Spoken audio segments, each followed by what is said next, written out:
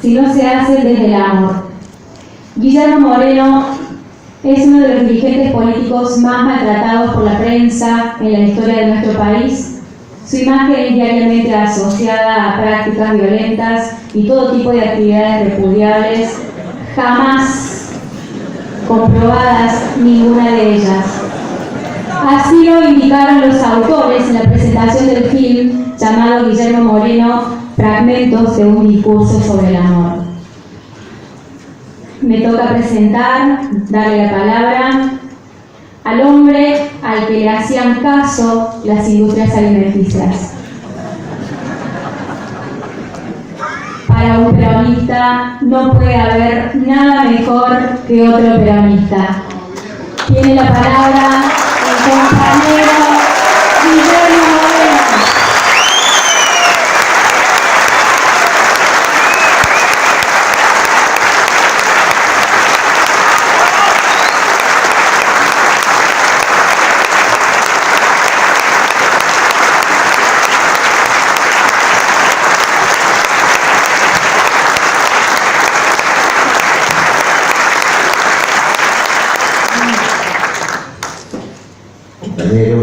Bueno, gracias por la recepción, gracias a la mesa, gracias por la palabra, gracias al Movimiento Obrero, gracias a los diputados. Nos hace bien en esta recorrida que nos encontremos, que nos miremos, que conversemos, que reflexionemos, que encontremos entre todos los mejores planes, los mejores programas, los mejores proyectos. Nosotros pertenecemos a esa doctrina que dice que el conocimiento verdadero es el conocimiento de construcción colectiva. Si bien estamos en un ámbito académico donde, bueno, acá que por eso se me fue el hombre, pero estamos en un ámbito académico donde obviamente se nos enseña el dominio de ciertas técnicas.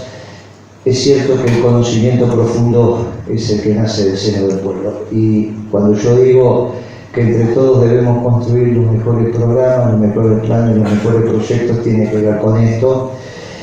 Y tiene que ver también con que recuperemos el volar bajito. Como decía alguna vez Facundo Cabral, volar bajito, que ahí está la verdad. Y en esto, de que en esta asamblea nos encontremos, nos sirve para que sepamos nosotros los que militamos en la causa nacional que a lo largo y a lo ancho del país se está repitiendo estos escenarios, con distintos compañeros, pero lo que estamos haciendo es reflexionar alrededor de las mismas preguntas. Los que estamos de este lado lo único que hacemos es sistematizar las preguntas. Las respuestas siempre van a estar de aquel lado. Y hoy necesitamos que ustedes reflexionen en profundidad, porque la patria está atravesando situaciones extremadamente delicadas. Entonces, vamos a dividir esta presentación, humilde presentación, en dos momentos, casi en dos momentos disociados, pero lo tenemos que hacer porque si no hablamos de la realidad, y siendo economista parecería ser que venimos a no conversar sobre lo que hoy está atravesando nuestro pueblo. Y en esto quiero ser muy preciso. Yo adelanté para el día de ayer, hace como 40 y pico de lunes que vengo escribiendo una columna en un diario de tirada nacional económico. Siempre pienso que va a ser la última, pero me dejan publicar una más, esas cosas que tiene la vida. Pero pedí que la del lunes que viene se adelantara para el día de ayer, porque consideraba que algunas de las cosas que íntimamente pienso las teníamos que hacer públicas. Este gobierno oligarca, y que no viene la definición de oligarquía porque comunicacionalmente es la manera de caracterizar a un gobierno que nos permite unificar entre ellos y nosotros, siendo nosotros la causa nacional, el movimiento peronista, de una manera muy sencilla, que era lo que habíamos empezado a hacer. Es obvio que comunicacionalmente decir este es un oligarca es muy superior a decir que este es un representante de los grupos concentrados, porque en realidad no conocemos los grupos concentrados, no sabemos, no identificamos, no sabemos. Se arman unos líos comunicacionales extraños. En algún momento dijimos, incluso tratemos de nuestro discurso utilizar menos esdrújulas, volvamos a las palabras graves, a las palabras agudas, que todos los entendemos, y dejemos las esdrújulas para los viernes a la noche, los sábados, cuando nos queremos parecer inteligentes, pero no cuando hablamos con los compañeros, porque los compañeros, sobre todo los peronistas, si construimos oraciones con palabras graves y agudas, son fáciles de entender, y los compañeros nos entienden y después nos se arman mirando, a ver qué dijo qué pasó, no, el compañero entiende. Y es cierto que comunicacionalmente el término oligarquía es un término que a los compañeros de la causa nacional se les comunica fácil. Pero no lo utilicé por eso, lo utilicé porque técnica y académicamente es el correcto. Este es un gobierno de un grupo para ese grupo. Porque hasta podríamos discutir si es un gobierno aristocrático de los mejores para el bien común. Pero no es oligárquico. Es de pocos para esos pocos. Y lo que tipificó que es un gobierno oligarca es que se metió con el precio de la comida, y hacía 70 años desde Perón y Eva que nadie se atrevía a meter con el precio de la comida. Y este salvaje se metió con el precio de la comida a los 15 días de haber asumido, cuando devaluó y sacó las retenciones. Y duplicó el precio de la comida. Es un cálculo aritmético muy sencillo, que si algo estaba a 100 y tenía 20 de retenciones, estaba en 80 al tipo de cambio de ese día, le sacás las retenciones, por lo tanto pasa a 100, y si encima devaluás, al tipo de cambio se va a 160, por lo tanto lo que estaba en 80 pasa a 160, se duplicó, y eso es lo que pasó. Y cuando vos duplicás inmediatamente, una vez que duplicaste el precio de la comida, se te cae el mercado interno, y cuando se te cae el mercado interno y se rompe la relación entre ingreso popular y precio de la comida, se arma un lío bárbaro, que es lo que le empezó a pasar en marzo del 2016. Todas las decisiones que tomó después no tenían otra alternativa que terminar en lo que nos está pasando en los últimos 10 días. Después fueron las consecuencias naturales de haber tomado esa decisión disparatada que caracteriza al gobierno. No lo caracteriza la tasa de interés. La tasa de interés ellos la suben al 38% para marzo. Lo que caracterizó el árbol de Navidad es que se metieron con el precio de la comida. Y hacía 70 años que un gobierno no se metía con el precio de la comida. Después todo lo demás son las tonterías que van haciendo, porque son gente que no domina la disciplina, no domina el arte, no domina la técnica, y aparte son vaguitos.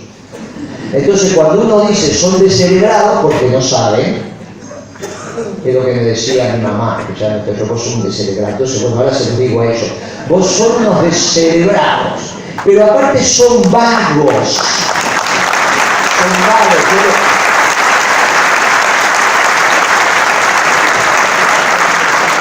Yo los conozco, la mayoría han pasado por mi despacho, y hoy contaba una anécdota con el rector, que amablemente me recibió, y le decía, por ejemplo, el secretario de Hacienda de Macri en su jefatura en la ciudad de Buenos Aires, hoy es el intendente de Lanús.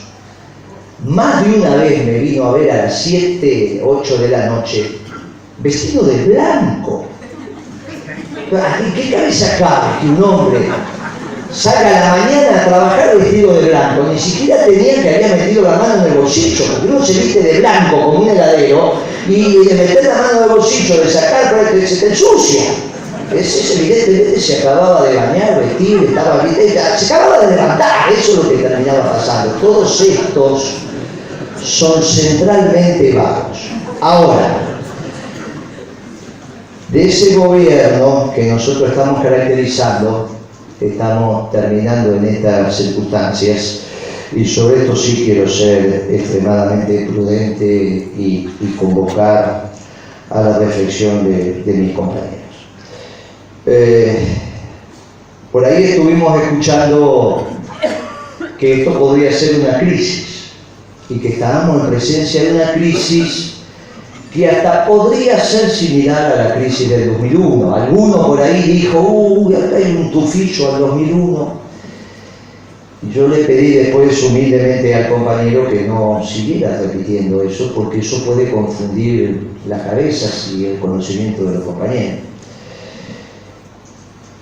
Crisis fue la del 2001 y crisis fue la de 1989. De eso no hay ninguna duda.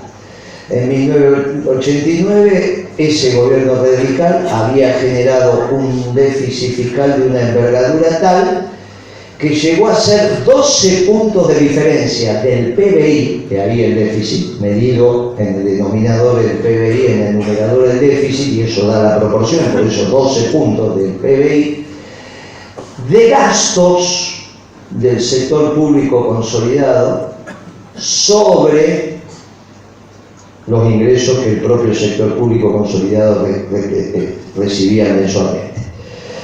El gap entre ingresos y egresos, 12 puntos del PBI. En ese momento, Alfonsín se fue. ¿Cuándo se fue Alfonsín? Y Alfonsín se fue cuando su secretario de Hacienda le dijo, hoy no entró plata. Porque todos los días entra plata al Estado. Todos los días estamos pagando impuestos y todos los días abrimos la caja y tiene que estar la moneda. Cuando llamó y le dijeron, che, ¿hoy cuánto entró? Hoy no entró nada. Bueno, me parece que llegó el momento, sí, pues tenés que ir. Porque la incapacidad de recaudar impuestos es obvia, tasas y contribuciones es obvio. En ese momento el déficit se espiraliza casi a infinito y estamos en una situación que hay que cambiar.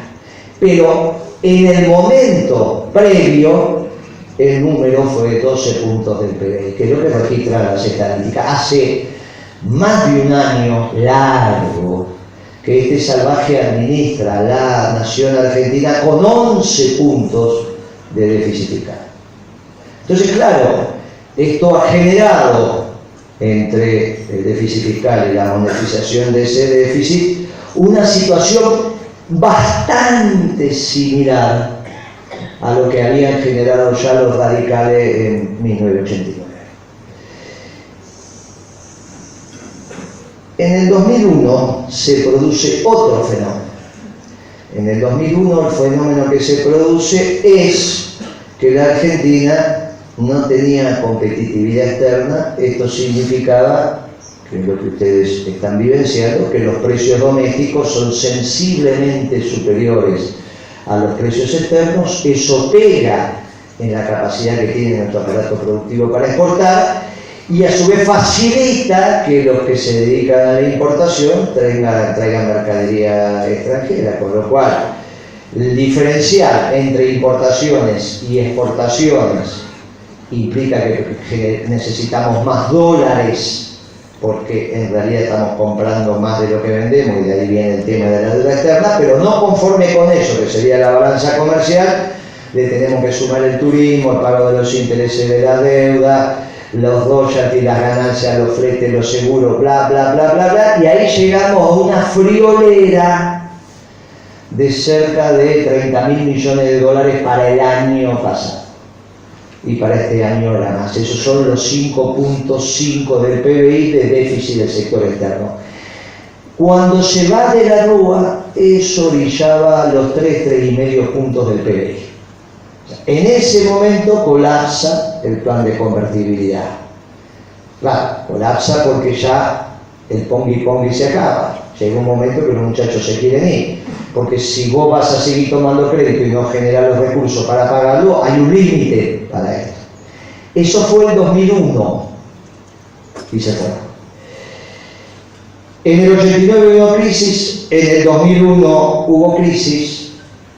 En este tiempo, lugar y espacio se están juntando los dos fenómenos macroeconómicos que tipificaron ambas crisis por separado. La suma de dos crisis no da una crisis. Y esto, porque si no, las palabras lo usamos sin la precisión que las palabras tienen. Entonces yo digo, los radicales matan con culpa, los oligarcas matan con gusto. Y entonces un periodista me dice, usted me está diciendo figurativamente, no, chiquito. Las palabras son las palabras. Estos bombardearon la Plaza de Mayo, todo. Les gusta matar. Son oligarcas. La hicieron con sangre. Empezaron allá después de Caselli y van a seguir. Por eso digo hay que cuidar a nuestra dirigencia. Entonces las palabras son las palabras. La crisis del 89 fue una crisis. La crisis del 2001 fue una crisis. La sumatoria de ambas consideraciones, de tiempo, lugar y espacio, nos da una crisis. Porque entonces nos parecería que es similar a lo que está pasando hoy en el 89 para los que somos más veteranos, en el 2001 los que son más jóvenes.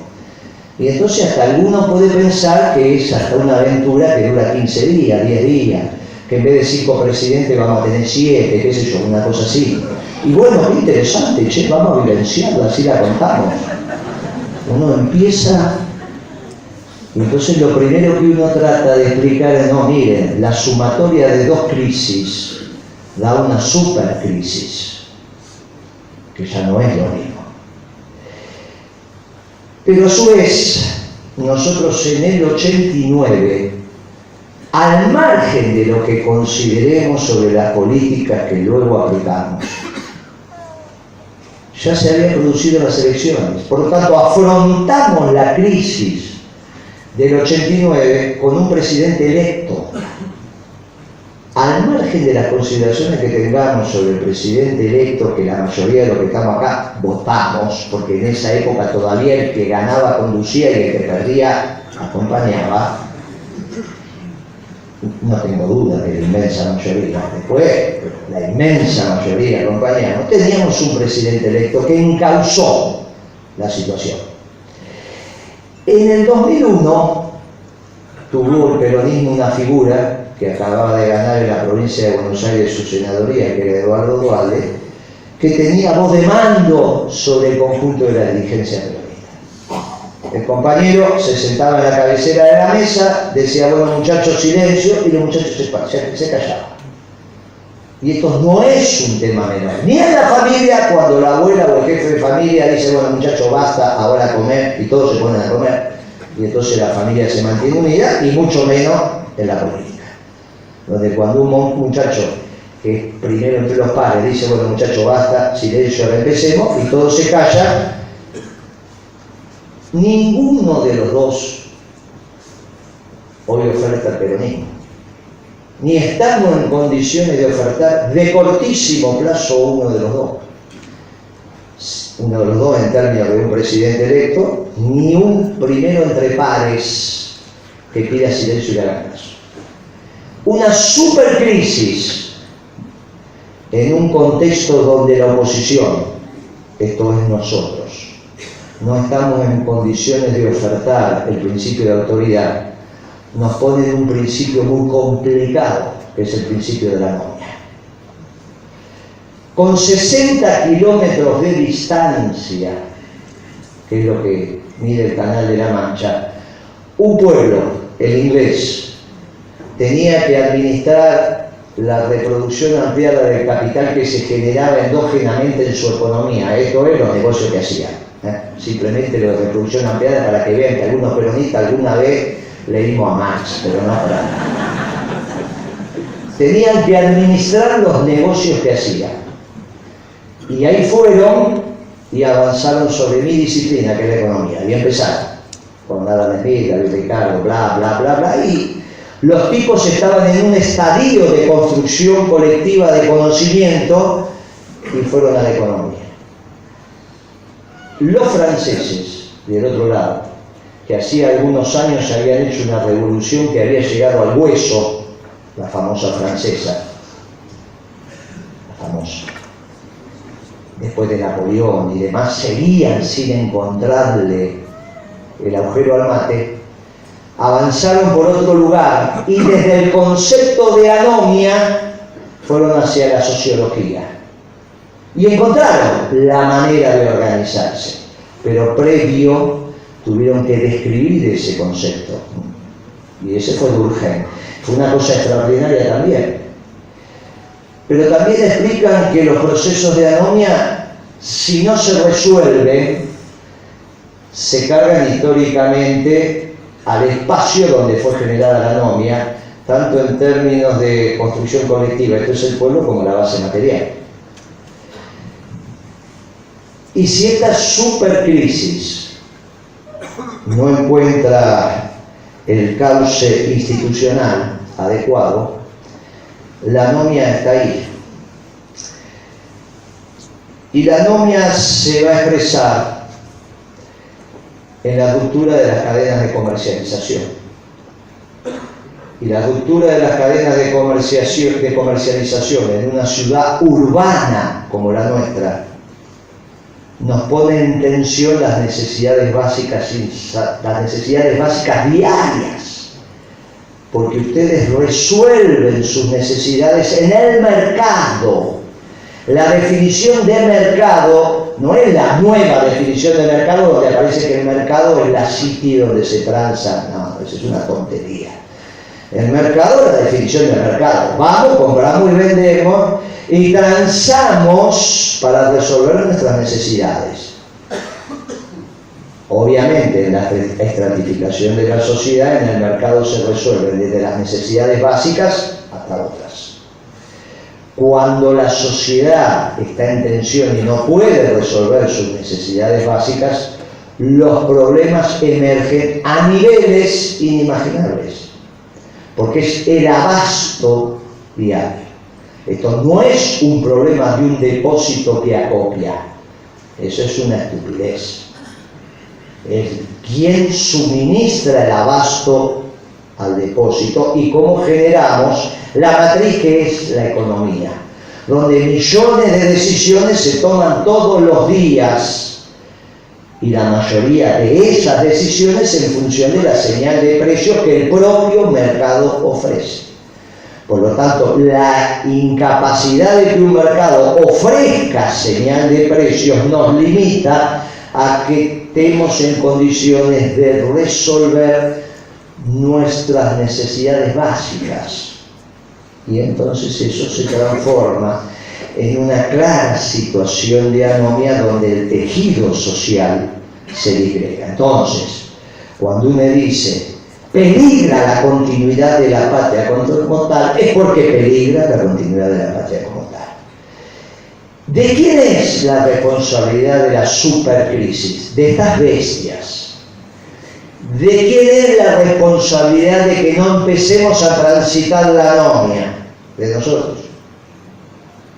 Y ahí es donde emerge la impronta de los peronistas articulando, sea desde el espanto o desde el amor, una propuesta que nos permita decirle a la sociedad: empezamos a resolver los conflictos.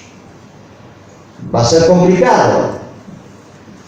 De hecho, Menem tuvo otra hiperinflación, diciembre del 89. Alfonsín tuvo la suya, Menem tuvo la suya. Al margen de las consideraciones que después tengamos sobre la década de Menem, reconozcamos que ese proceso en plena consolidación del consenso de Washington permitió que la nación como nación continuara. Y lo mismo para Duarte. Al margen de las consideraciones que sometamos a ese gobierno, la nación como nación continuó y de hecho después tuvimos una década extraordinaria. Entonces, los elementos constitutivos de la nación fueron ratificados. Cuando yo digo los elementos constitutivos de la nación en esta hipercrisis y se genera la anomia, pueden ser cuestionados, que pueden ser cuestionados. Entonces, el tránsito del peronismo hacia la unidad, vuelvo a decir, por amor o por espanto, es imperioso comenzar a transitarlos en estos días. No está pidiendo 60, 90 días a los muchachos, se los pedí el viernes pasado, previo a los 4 días de feriado. Es que miren, las señales están claras. piensen estos 4 días porque vuelven a abrir los mercados el miércoles. Y ellos contestaron como contestan siempre, yéndose de vacaciones. Uno se fue a Miami, el otro se fue a Chapalmalal, el otro estuvo por ahí, no se juntaron, pensaron que los hechos se ordenaban por la naturaleza de los acontecimientos. Y la naturaleza de los acontecimientos fue lo que pasó el miércoles y el jueves. Y hoy están cantando victoria porque dicen contuvieron, pero son una cosa increíble. Pero ¿cómo van a pensar que una economía puede funcionar con una tasa de interés de 57% por plata diaria? Pero esto es una cosa no vista, es una cosa, es increíble. Bueno, ellos están, este es el nivel que tienen del dominio de la disciplina, con lo cual ya transitamos los 3 días de la semana corta y cada respuesta que fueron dando fue peor que la anterior. Esto nos dice que quizás los 60 y 90 días que necesitamos para encontrarnos sean muchos. Y entonces tenemos que acelerar los tiempos. Nosotros necesitamos encontrarnos en este esquema,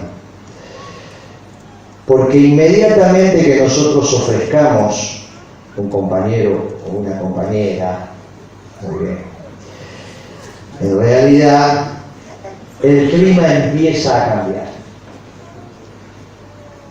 Y esto lo tenemos que hacer.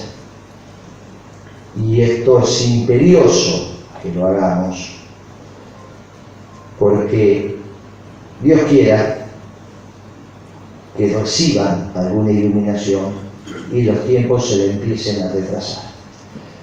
Pero la sensación es que esto no va a pasar. Y lo único que queda después de esto somos nosotros los peronistas. Algún periodista audaz todavía me dijo, pero ¿por qué lo único que queda es los peronistas? ¿Usted por qué dice eso? Y le digo, decime vos qué queda. Podríamos tener la propuesta de los radicales, por ejemplo, que para no pagar la factura del gas te la dan en cuotas y con interés. Sería una propuesta extraordinaria, decirle, te devolvemos las levas, no te las vas a llevar ahora, te las devolvés despacito y te las vas llevando y que le hagan caso. Bueno, quedamos nada más que nosotros. Como siempre pasa a la hora de los jefes. Pero tenemos que tener claro que la voz de mando hoy no está centralizada. Y centralizar la voz de mando para ponerse la patria al hombro en un esquema de transición, después de lo que pasó en las últimas experiencias, y sobre todo, no es que abundan los héroes. Cualquier compañero está entendiendo que es mucho mejor en la fila estar tercero que primero. ¿Está clarito? ¿No? Nadie va a pensar que de la Sota no quiere ser presidente. Entonces uno dice, ¿y por qué está vendiendo ropa? ¿Está vendiendo ropa? Es un extraordinario...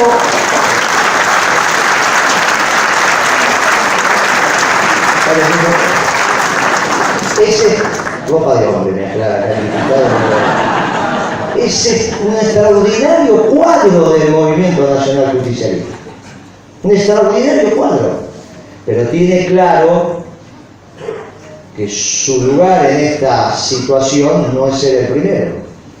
Pero el peronismo tiene la obligación de encontrar un primero. Tiene la obligación de encontrar un Adolfo, que hizo un extraordinario gobierno de una semana. Y hasta que todos no digamos que el Adolfo fue un extraordinario gobierno de una semana, no me va a parecer un Adolfo. Y yo preciso un Adolfo, porque necesito que alguien sea primero.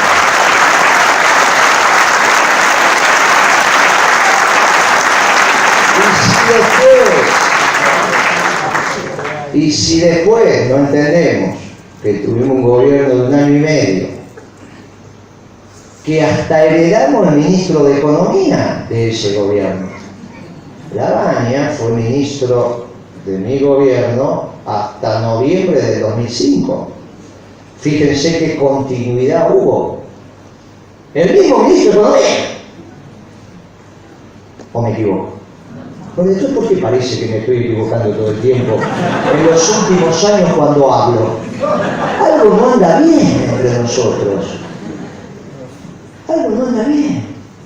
Entonces, tenemos que reconocer eso. Y si nos equivocamos, tenemos que hacer lo que hizo el Papa. Pedir humildemente perdón, que es el principio del reencuentro. Fue el Papa Chile, se equivocó. Ahora desde el Vaticano dijo, pido humildemente perdón, fue culpa mía. Y nos empezamos a reencontrar. Entonces, si maltratamos, tenemos que pedir perdón. Porque ahora lo precisamos. Querida, me equivoqué, me dijiste que venga a la 1, vine a las 3 de la mañana, me porté bien, tenés que pedir perdón. Bueno, y empezamos de vuelta. Porque nos precisamos todos. Y de Chapa, que ese gobierno sea oligarca, no solo nos facilita la comunicación con los compañeros, sino hagan la prueba y empiecen a explicar en los barrios que este es un representante de los grupos concentrados que a su vez distribuyen ingresos y ya a las 3 minutos ya no se entiende nada. Dicen, no, lo que pasa es que es un oligarca. Ya entendí. No solo comunicacionalmente es mejor, no solo técnicamente es lo correcto, porque si fuera un gobierno neoliberal el problema sería entre el señor Roca y el señor Lascurain. ¿Saben? Roca es el dueño de Techí, el siderúrgico, los caños y costura, con costura, etcétera, etcétera, pero hace el acero. Lascurain, el que junta toda la metal mecánica, todos los que trabajan ahí, la mayoría afiliados de la UOM.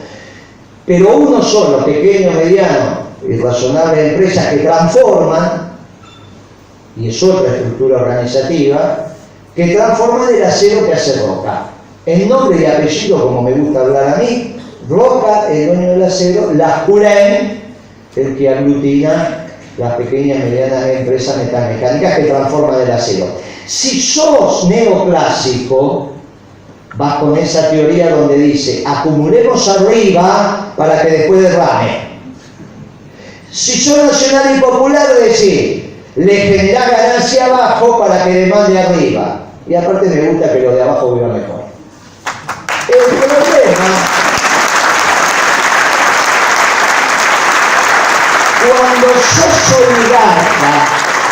cuando sos oligarca, no te interesa ni Roca ni Lascurain.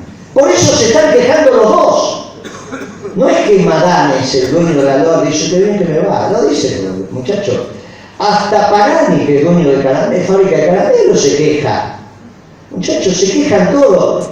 Cuando rasca uno un poquito, se quejan todos. Estos son un gobierno oligarca de poca familia para ellos poco. Pero de Chapa nos dejamos de pelear con los compañeros de los 90. Porque cuando nosotros empezamos a decir, no, esto es igual que los 90, muchos de los nuestros se sienten ofendidos. Y en el límite, no sé si quiero o no ganar La Rioja, que es lo que me dijo el chico Santoro en una vez en el debate. Ya no demoró, no, yo quiero que Menem pierda. Y resulta que Menem era candidato en La Rioja y enfrente estaba el candidato de Cambiemos. Y ganó de Cambiemos, que es Martínez, que es radical, será por eso. Pero ¿cuál es la gracia de que perdamos el 1% de voto, el medio por ciento de voto? No sé lo que queda. ¿Cuál es la gracia de que sigamos metiéndole para enemistarnos con la cantidad de compañeros que fueron hasta último momento funcionarios en los 90 y que es una historia que tenemos que resolver internamente, no en la externa, en la interna?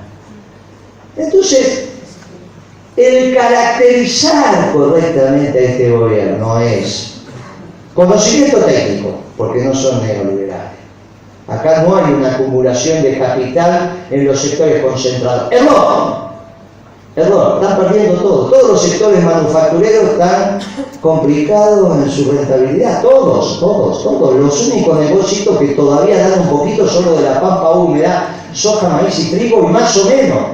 Por eso ya están pidiendo ahora que aceleren la baja de retenciones. Muchachos, no hay la famosa reproducción ampliada de capital y está complicadita. Entonces, comunicacionalmente no sirve. No sirve porque técnicamente es adecuado. Y aparte dice, bueno, con vos voy a discutir en otro momento, no ahora. No ahora. Donde hay un claro gobierno oligarca al que hay que ganar de las elecciones. Porque es la metodología que aceptamos utilizar para discutir nuestras diferencias. Entonces tenemos que ganar las elecciones. En este de ganar las elecciones, ahora nosotros prácticamente estamos dando un salto esquizofrénico y lo que hablé hace 5 minutos dejó de existir. Porque hasta hace 5 minutos decía, necesitamos que aparezca el hombre nuestro que podemos ofrecerle a la sociedad por si estas bestias aceleran los procesos de tal manera que la realidad se impone y tenemos la obligación los peronistas de evitar la anomia para darle continuidad histórica a la patria. En un proceso de anomia, la disolución nacional está a la vuelta de la esquina. Hay elementos que unifican la nación y hay elementos que disgregan la nación. La anomia es un elemento que disgrega la nación. Nuestros maestros son los elementos que agregan la nación. Parte de la conformación de la Argentina como tal se lo debemos a nuestros maestros. Entonces tiene su lógica que un gobierno oligarca intente que estos maestros que conformaron casi una Argentina peronista ahora tengan que ser cambiados. Entonces dice que son parte del problema y no de la solución, como decís vos. Los peronistas dicen los maestros son parte de la solución y estos dicen son parte del problema. Y bueno, porque nosotros tendemos a los elementos que agregan a la nación y ellos a los elementos que disgregan a la nación. Y la anomia está claro que es un elemento que disgrega a la nación. Esto es responsabilidad nuestra. Tenemos que encontrar esos hombres. En esos hombres o mujeres que tenemos que encontrar, le tenemos que decir, tu trabajo va a ser con mucho esfuerzo. Pero después que cumpliste tu servicio a la patria, el movimiento nacional justicialista que ya aprendió te recibe con amor, te va a contener y te va a reconocer los esfuerzos que hiciste por la patria. Y ahí van a aparecer los héroes de nuestra causa. Porque está claro que en el proceso de transición, para que no caigamos en anomia, los 11 puntos de déficit fiscal se van a ir resolviendo, el sector externo se va a ir resolviendo, pero nada de eso de un día para otro. Y ahí empezamos a entender por qué el Adolfo, siendo un tipo brillante, estuvo una semana, por qué Duarte, siendo lo que era, solo 1 año y medio, y por qué después del tercero nos quedamos 12 años. Bueno, este proceso, si lo entendemos como un proceso y lo entendemos como un cuerpo conjunto, estamos en condiciones de decir, bueno, a vos te toca, a vos te toca, a vos te toca, y entre todos resolver esta situación. Ahora, si esto no se da, o se da de una manera confusa, y llegamos al 19, cosa que espero podamos llegar, nosotros necesitamos para el 19 y para el modelo de desarrollo permanente y sustentable que el peronismo le debe a la patria, con orientación a la producción, nosotros necesitamos también llegar con un peronismo mancomunado.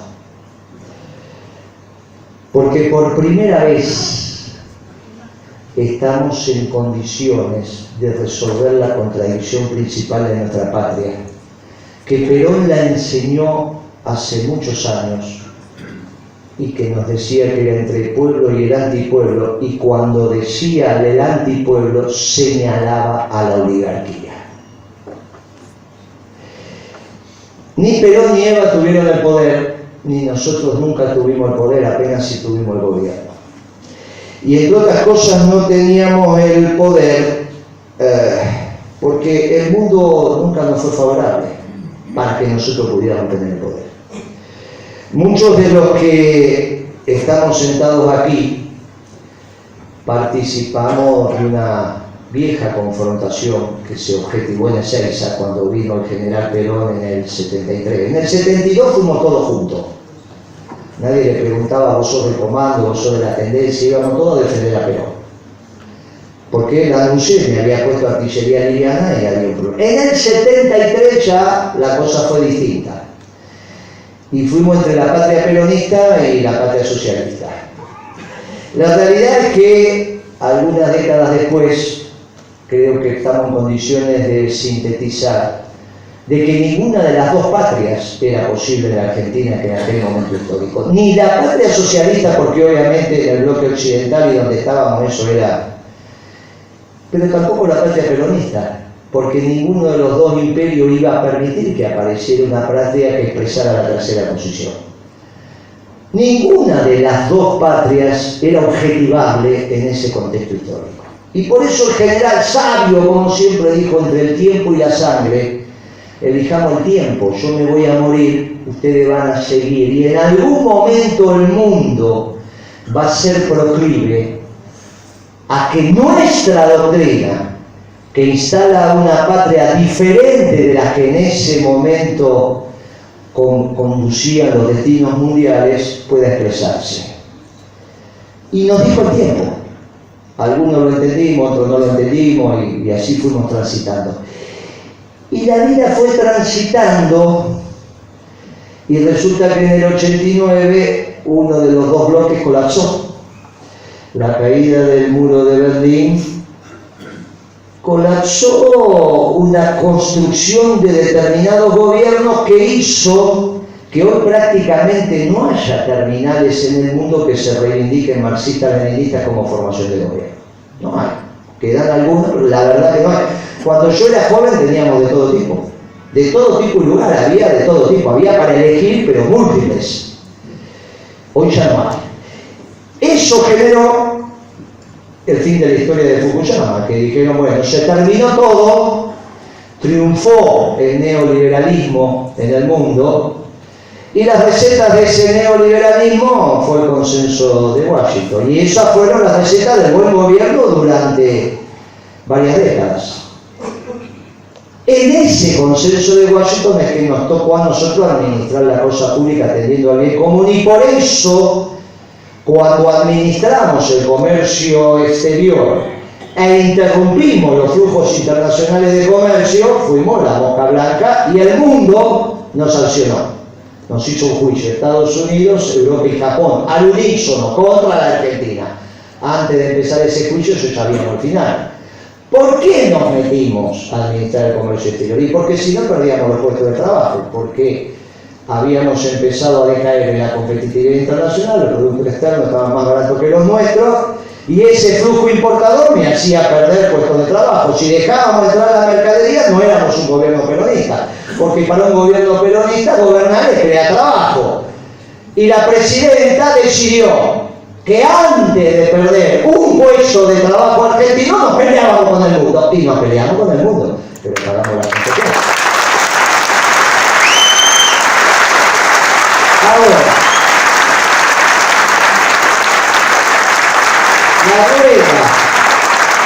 las ruedas, por eso éramos el pasado, no entendíamos nada, estábamos fuera del mundo, éramos un negrito que nos quedamos en el 45 y todos esos epítetos.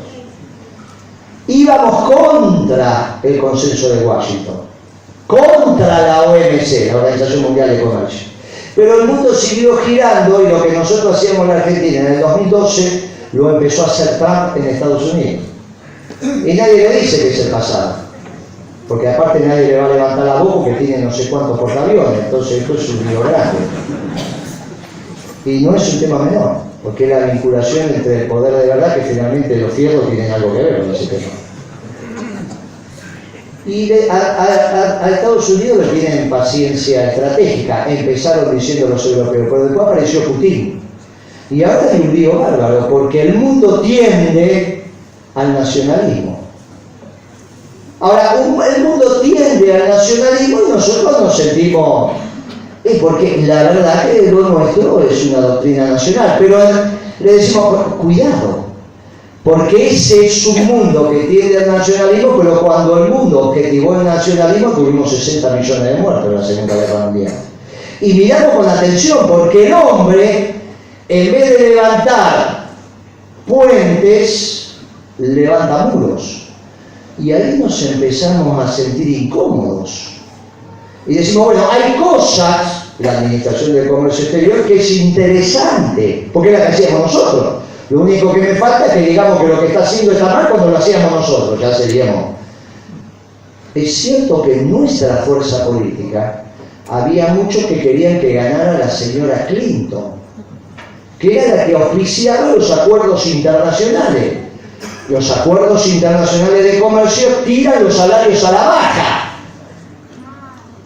Y Trump le dice a los mexicanos, si no aumentan los salarios en México, no les ratifico el NAFTA. Bueno, este es el mundo que estamos viviendo, está como una cosa invertida, pero nosotros que la miramos desde nuestros vectores nacionales, decimos, por este tipo está yendo a unos esquemas que para nosotros no nos suena en ese aspecto tan desubicado. Claro, cuando empieza a generar una tendencia xenófoba, decimos, ese nacionalismo no nos gusta.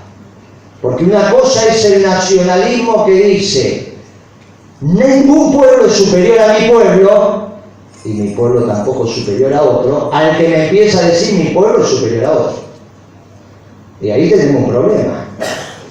Claro, en realidad en el mundo hay una sola doctrina que pone en valor los vectores nacionales, los modelos de desarrollo, pero que es una doctrina de amor y paz. Y no solo de amor y paz al interior de la familia o intrafamilia de un mismo pueblo, sino entre los pueblos. Claro, y resulta que nosotros tenemos una doctrina universal desde hace 70 años, hoy le decía a la compañera. Hace rato que no se escucha Evita Capitana. En Evita Capitana hay una estrofa que dice, para los pueblos del mundo, esta doctrina de amor y paz. No para el pueblo argentino. Imagínense ir a afiliar a los brasileros. Sería una cosa extraordinaria.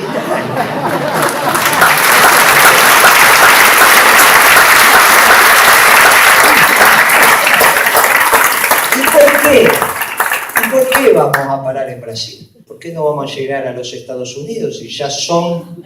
Lo único que tienen que transformarse es en buenas personas? No es tan complicado. En términos económicos estamos más o menos. Tienen que aprender a amar al prójimo. Bueno, y después que peronicemos a los norteamericanos, ya está. Y todo eso empezó acá. Empezó acá en Neuquén. Empezó la primera elección.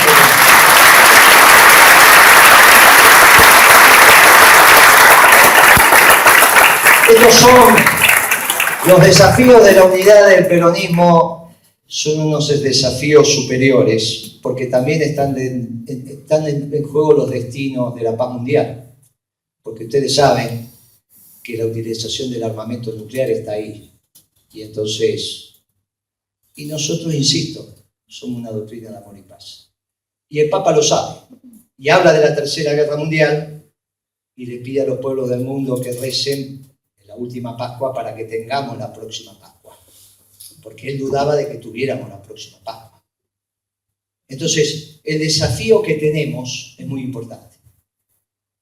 Y lo único que tenemos que conseguir es la unidad del peronismo. Después de la unidad del peronismo hacemos un frente electoral con los progresistas, con los nacionalistas, se presentan todas las fórmulas que quieren, van a los pasos, los ciudadanos votan, y el que gana conduce y el que pierde acompaña. Pero tenemos que empezar con la unidad del peronismo, es muy simple. Y no es mucho lo que se pide, solamente que nos querramos entre los compañeros, que nos respetemos los compañeros, que recuperemos la paz en el alma, y empecemos a mirar a los compañeros con amor. Es todo lo que se le está pidiendo. Si los miramos con amor, van a aparecer los héroes y vamos a evitar la anomia. Y después vamos a ir todos juntos, vamos a ganar las elecciones, nos vamos a comer la ley. Se va a terminar la contradicción histórica, vamos a darle a los pibes la posibilidad de que críen sus hijos en una Argentina más feliz. Pero no solo eso, sino que los pueblos del mundo se van a empezar a mirar en este espejo y van a empezar a copiarnos. Y un mundo peronista es un mundo de paz. Y un mundo peronista es un mundo de amor. Un mundo peronista va a ser un mundo bien vivido, como las familias peronistas, que también son familias bien vividas. Y una vez que consigamos eso, los más veteranos que estamos acá y ya nos vamos a ir retirando, le vamos a decir al general Perón, le vamos a decir a Eva, después de 70 años al final tenían razón, el tiempo es superior a la sangre. Pero no solo eso, sino que ahora los días más felices fueron, son y serán peronistas.